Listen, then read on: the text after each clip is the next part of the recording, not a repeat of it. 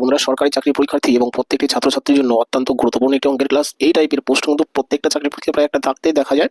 তো দেখুন বন্ধুরা, কয়েক সেকেন্ডে প্রশ্ন পড়া মাত্রই আপনি জিকের মতো এই টাইপের প্রশ্নের উত্তর কিভাবে করবেন সেটা আমি নিয়ে এসেছি। তো 1 নম্বর প্রশ্ন কি বলেছে, আয়তক্ষেত্রের দৈর্ঘ্য 10% বাড়ালে এবং প্রস্থ 10% কমালে ক্ষেত্রফল শতকরা কত পরিবর্তন হবে?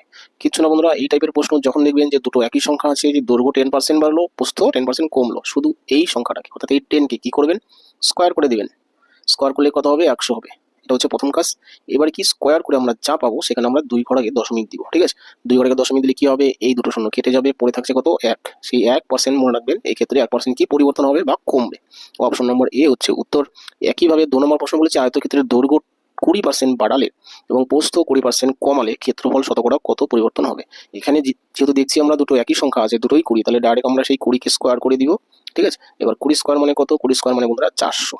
তাই না, 20 স্কোয়ার মানে 400, 20কে 20 দিয়ে গুণ করলে 400 হয়।